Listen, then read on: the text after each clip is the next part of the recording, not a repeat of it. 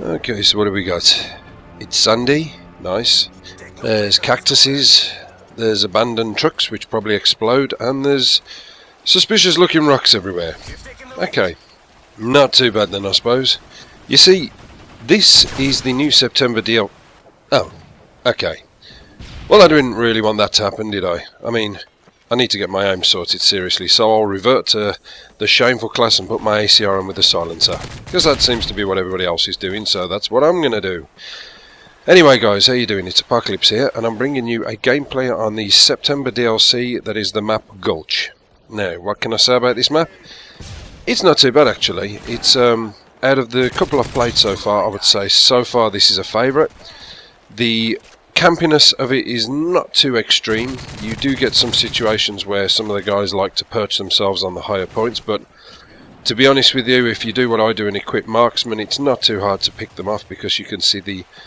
especially if you put the colourblind assist on. That's one of the things I do. I always put colourblind assist on, and it turns the red name into an orange, and to be honest with you, against a backdrop like this, it just brings up their name perfectly. So if anybody's gone prone and they're hoping to take you out with a cheeky little headshot, then you've got the upper hand because you can see them from a mile off. So you've simply got all these high points, you've got low and medium points, and you've got one section that goes underground.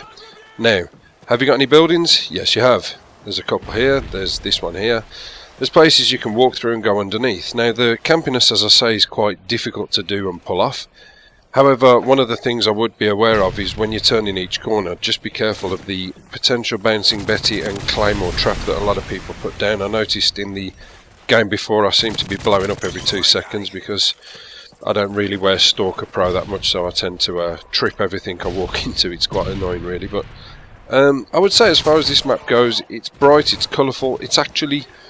it does well for your mood. I don't know how you feel about that, but with me some of these maps really are quite depressing, and I did find when I was playing Black Ops that a lot of the colours in the maps and the almost cartoon-like of them sort of brought about a nice feeling of bringing your endorphins out and making you feel good about it. I don't know, maybe that's just me, but as far as I'm concerned with this one, it does look fantastic. I mean, it looks how I would imagine the Rocky Mountains of Colorado look. I don't know, maybe somebody lives there can tell me I'm totally wrong, but this is how I imagine it. So if you look up and see John Denver singing on top of one of the cliff faces, then don't be surprised.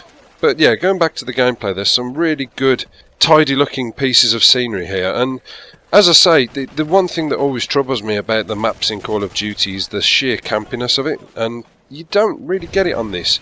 There was a couple of points where I found a building and there was like 1, 2, 3 people in there, and they weren't a problem to take out. You know, you just hide yourself and head glitch behind a rock and away you go. You've got yourself another bit of an addition to your kill streak, so you just continue that way. But yeah, the only thing I will say about it is if the enemy gets any kind of air support, you're pretty damn screwed because the cover here is pretty much non-existent. So if you were going to go with any kind of setup, this is probably the one I would recommend. It would be an assault rifle, a Stinger for sure, because any of that air support is going to take you out clean. I'd definitely use Blind Eye because of the amount of predators that are going to be shearing into you. What you use as your second perk is completely down to yourself. If you want to use Assassin, then by all means go for it. But as far as I'm concerned, Quick Draw Pro just about does the job anyway. With regards to your third perk, I would generally go for Marksman, because like I say, if you put that colourblind assist on, it's going to assist you just nicely in picking out those people in long distances that are lying down on top of the cliff edge.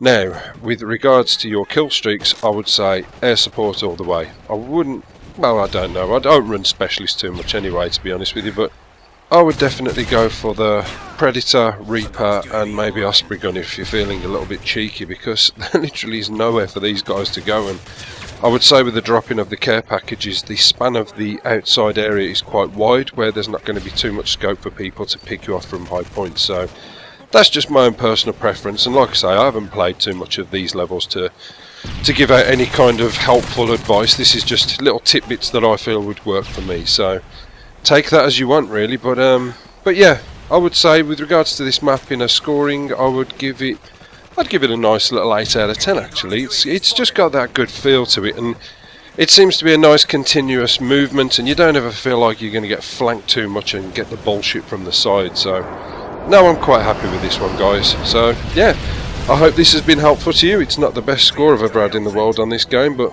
there you go. You can't have everything, can you? And I'll see you again for the next one. Take it easy, guys. Bye bye.